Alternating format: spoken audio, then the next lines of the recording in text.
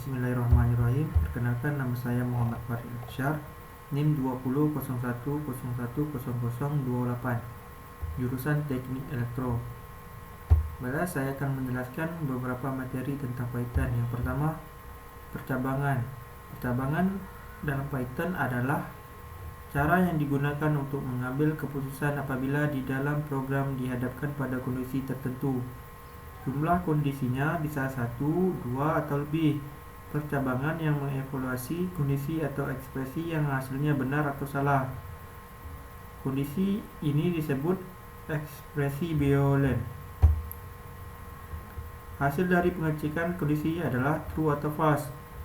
Bila benar true, maka pernyataan yang ada di dalam blok kondisi tersebut akan dieksekusi. Bila salah, false, maka blok pernyataan lain yang dieksekusi. Terus, di Python ada 3 jenis pernyataan yang digunakan untuk percabangan yang sebagai berikut. Yang pertama yaitu pernyataan if, pernyataan if else, terus yang ketiganya pernyataan if, elif, else. Oke, kita jelaskan mulai dari if. Pernyataan if menguji satu buah kondisi. Bila hasilnya benar, maka pernyataan di dalam blok if tersebut dieksekusi. Bila salah, maka pernyataan tidak dieksekusi. Sintaksnya adalah sebagai berikut. If tes kondisi titik 2, enter spasi blok pernyataan if. Oke, itu yang if. Terus yang pernyataan if else. Pernyataan if else menguji 2 kondisi. Kondisi pertama kalau benar dan kondisi kedua kalau salah. Sintaksnya adalah seperti berikut. If tes kondisi titik 2, enter spasi blok pernyataan if. Yang else titik 2, enter spasi blok pernyataan else. Terus yang ketiganya pernyataan if, elif, else.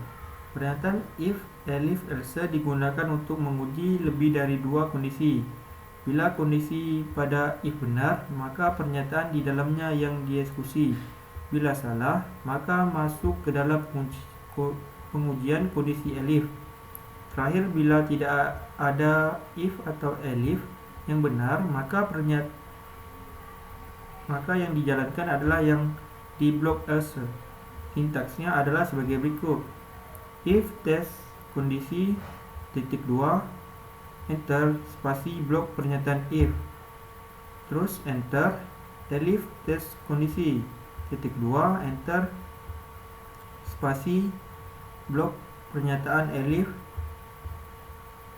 Terus yang else-nya enter else titik 2, enter spasi blok pernyataan else. Nih. Oke, lanjut. Yang kedua, materinya tentang perulangan dalam Python. Perulangan dalam Python ada 3, yaitu yang pertama adalah perulangan for, yang kedua perulangan while, yang ketiga adalah perulangan bersarang. Perulangan for merupakan jenis perulangan yang countable. Rumusnya seperti for variabel in urutan. Hashtag dalam blok kode for. Terus hashtag keluar blok kode for. Oke, perulangan while. Sedangkan perulangan while adalah pengulangan iuntable atau perulangan yang jumlah proses pengulangannya tidak ditentukan. Dia akan menjalankan baris kode di dalam blok kodenya secara terus-menerus selama masih memenuhi ekspresi yang sudah ditentukan sebelumnya, yang berarti ia akan terus mengulang selama kondisi bernilai true. Rumus while pada dasarnya seperti while ekspresi, hashtag dalam blok kode while, hashtag keluar blok kode while. Terus perulangan bersarang, baik for maupun while, keduanya dapat diisi dengan perulangan lagi dalam blok kodenya. Hal ini disebut perulangan bersarang atau nested loop. Prakteknya dapat dilihat pada program segitiga siku-siku bintang di bawah ini. Ini contohnya for baris rank buka kurung 5 tutup kurung titik 2. Ini titik for kolom rank baris plus 1 tutup kurung titik 2. Itu titik 3 lagi print ada bintang tutup kurung bintang atas. Oke. N sama dengan garis atas terus tutup kurung print. Oke, next kita. Yang ketiga adalah struktur data list. Struktur data list. List adalah struktur data pada Python yang mampu menyimpan lebih dari satu data seperti array. Apa saja poin-poin yang akan dipelajari?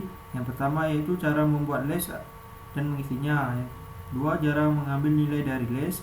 Yang ketiga, cara menambahkan menghapus isi list. Oke, yang keempat, operasi pada list. Yang kelima, list multidimensi. Oke, yang keempat, struktur data tuple. Tuple adalah struktur data dengan urutan sequence tertentu seperti list. Bedanya, bila kita bisa memanipulasi isi sebuah list, kita tidak bisa manipulasi isi sebuah tuple. Tuple bersifat immutable, isinya tidak dapat kita tambah maupun kurangi. Struktur data ini struktur data list, ada struktur data tuple, struktur data set, ada struktur data dictionary, dan ada data menggunakan notasi select dan select object.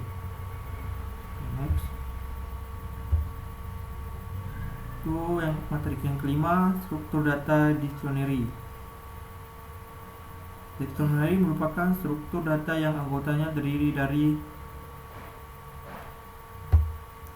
huruf. Sama seperti set, dictionary juga tidak memiliki indeks dan bersifat unordered, tidak beruturan. Blok ini contohnya nih, buka kurung, enter, kutip name, dan kutip lagi spasi name, itu titik 2. Ini depot kode terus pet ya, tapi contohnya nih www.depot.com. Nah, pada contoh di atas kita membuat sebuah dictionary bernama blok. Nama dan pet merupakan key yang akan digunakan untuk mengakses nilai dictionary. Key pada dictionary bersifat unik, sehingga tidak boleh ada key dengan nama yang sama dalam satu dictionary. Yaitu materi yang keenam, fungsi dan prosedur pada Python.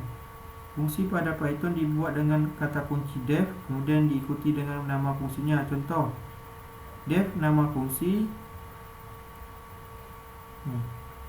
Contohnya print tanda kutip hello ini fungsi. Oke. Contohnya kutip. Oke. Nah, sekian yang dapat saya jelaskan. Bila ada kekurangan saya mohon maaf. Saya akhiri, wabillahi taufiq wal hidayah. Wassalamualaikum warahmatullahi wabarakatuh.